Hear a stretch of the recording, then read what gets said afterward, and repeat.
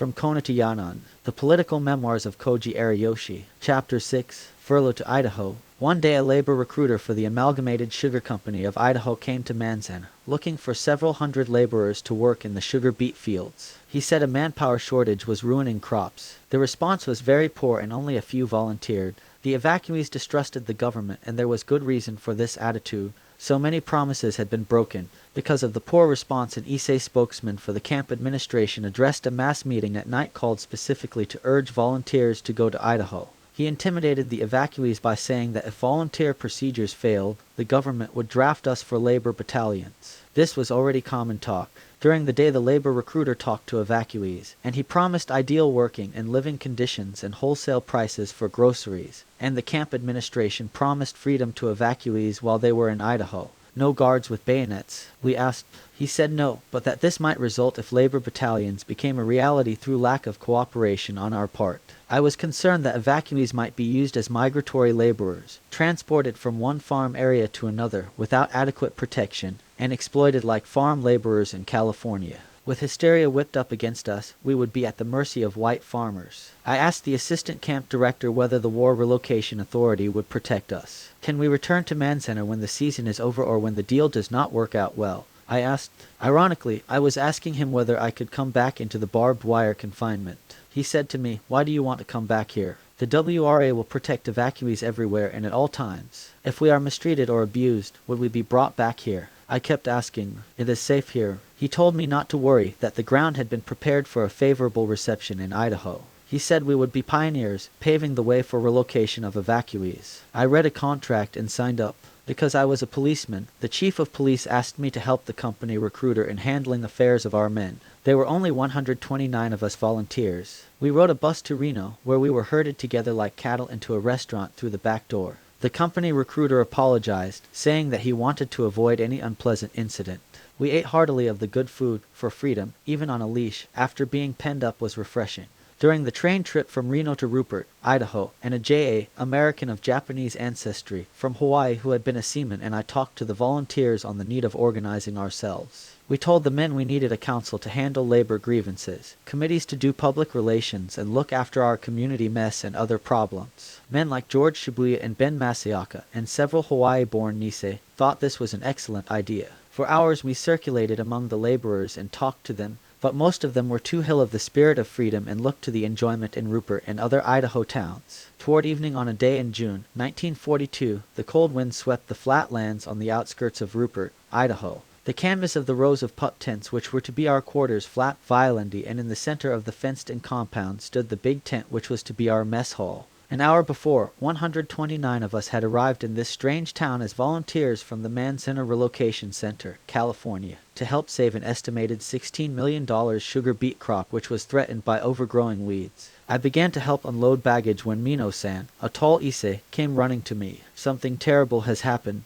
he told me. "Please come quick," he said, and rushed back to the head of the train. I followed, and there I saw a one-armed sheriff standing in front of the evacuee volunteers with a disdainful look on his face. There was a strong smell of liquor on his breath, and he was driveling as he growled from Twi's lips. His hand played with his pistol holster. "All you Japs will stay in the tent camp. You go out when the farmers come for you with their trucks. When they bring you home, you'll stay inside the fence," he said, and his narrow frame swayed. He said he would not be responsible for vigilante activities. Coming from him, the one who was responsible for maintaining peace and order, this was nothing short of agitation to stir up vigilantes. I asked a white farmer if there were any sugar company officials around. He pointed to a tall, handsome man, and I went directly to him. This person was greatly relieved to be able to talk to one of us. He said he was Harry Elcock, the manager of the Amalgamated Sugar Company in Twin Falls, Idaho. He cautioned me not to get alarmed. We were promised freedom, I told Mr. Elcock, and that we had looked forward to that.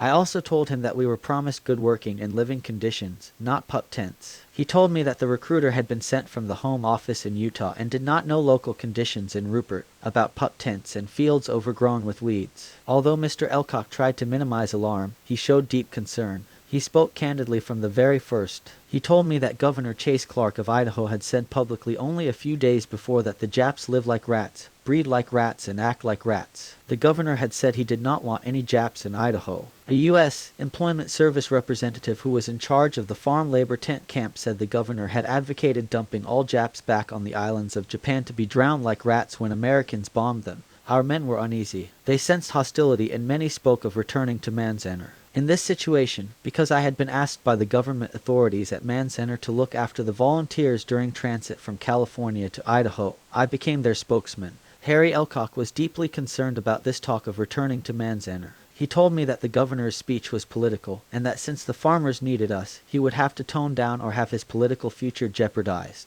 The atmosphere was charged with suspense. We did not know how the white people of Rupert felt toward us. Did the sheriff reflect their thinking? The sugar company representative gave us a good supper at a restaurant, and the men, who finished eating, walked out to the U.S. Employment Service farm labor tent camp. Later on, the manager and I went there. Inside the compound were excited evacuees, and leaning on the newly erected fence were farmers who had come to size us up. Merchants, city officials, and sugar company officials were there too, discussing us volunteer laborers. Vino-san, the tall Issei, who turned out to be a strong leader among the Issei, came up to me and said, "We want you to talk to us." "I know only as much as you do," I told him. "Talk anyway," he said. "That will do all of us some good. The men are confused and they want to know whether they will have protection and freedom. Look at these tents. We were promised good living conditions." He pointed toward the evacuees at a calisthenics platform and told me to climb on there and say anything. Mino-san and I moved toward the platform, he telling me to give the men some confidence. With the passing of years, I have come to appreciate his encouragement more and more, for I see that this experience brought a great change in me. I became more deeply convinced of the necessity of consistent and organized struggles among common people to better their social and economic positions. And during the course of my development, spurred by such experiences as these, I came to see more clearly the necessity of participating in such struggles. I can see that my thinking and convictions then and now have harmonized. We all have something to offer toward improving general conditions, in the face of opposition by bigoted and vested interests, and the super patriots who are used as their tools. Within our limitations, we can make our contributions. So, on that windy evening, I climbed on the calisthenics platform and began talking to my fellow evacuees. I reviewed my conversation with the company manager. The volunteers had seen the canvas cots in the pup tents, and I told them that it would be freezing cold during the night. I said that working and living conditions can be bargained for between us and the farmers, but as precondition for us to remain in Rupert, we must be guaranteed freedom. The evacuees nodded their heads. The crowd edged closer. The evacuees were near the platform and the white people formed a half circle behind them. More farmers arrived on trucks. To all these people I said we were not rats, did not breed like rats, but were human beings just like them, and that we disagreed with their governor. Smiles broke out on their faces. The tension seemed to have eased. From the platform I appealed to Rupert's city commissioners to hold an emergency meeting right away to rescind their sheriff's orders to us. I reviewed the evacuation, its injustices and our sacrifices, and our volunteering to come to Idaho to save the sugar beet crop. I said that if the sheriff and his kind of law were the extent of security we would enjoy, we would be compelled to ask government authorities to ship us back to Manzanar. James Kubo, a Hawaiian AJA who had been on the mainland for many years, spoke fluent Japanese and he interpreted for the Issei what I had said in English. As Kubo talked, some farmers moved back toward the sugar company officials and they and the others met in a huddle. The company manager came to the platform to inform us that the city commissioners had gone back to town to hold a meeting. We reported this to our men. Smiles of relief showed on their upturned faces, and the meeting became animated with evacuees asking question after question. We asked them to get organized and they nodded their heads. 20 minutes later, as night was falling and we still stood talking in the chilly breeze, the manager came back toward us. "Give them the good news," he said. "The city commissioners have rescinded the sheriff's order. They promise you full freedom and protection. And for as long as we stayed in Rupert, we were told, the sheriff, who owned a saloon, would tend to his bar and keep himself scarce." I asked the manager if there was a newspaper in Rupert. He took me to an elderly editor who promised us favorable editorial comment. The editor kept his promise, and as I recall, he hammered away on this line, "The Japs are good spenders." That night we held an election for camp counselors and committee men. It was extremely encouraging to find the Issei taking so active a part in our common welfare. Some of them told me that this experience was an education in democratic processes. We formed a labor committee which was to play an important role in ironing out grievances between our group and the farmers. Before we retired that night some laborers wrote alarming letters to relatives in Manzanar about the sheriff, pup tents, and bare canvas cots. When morning came, I went to the washroom. An old Issei, with misery and anger written on his face, came rushing up to me. He yelled at me that he had inadequate blankets on the canvas cot, and because it was so cold, he had not slept a wink. I was blamed for his suffering because I had been elected chairman of the camp council the night before. This was a good sign, an indication that we would get backing from the laborers to bargain effectively with the company and the farmers. In the ensuing days, some laborers wrote back to Manzaner about the back-breaking toil, and this was especially so among those who had never done a lick of farm work. And sugar beet thinning is one of the most difficult of stoop jobs, because of the letters written back from Idaho and the concern they caused among relatives and friends in Manzaner. The director of Manzaner and an Issei spokesman came to Idaho a few weeks later to investigate conditions. But by then, conditions had improved through the give-and-take bargaining of the volunteers on the one hand and the farmers and the company on the other. Cool-headedness prevailed among the people of Idaho, and they were not swept by the anti-evacuee hysteria.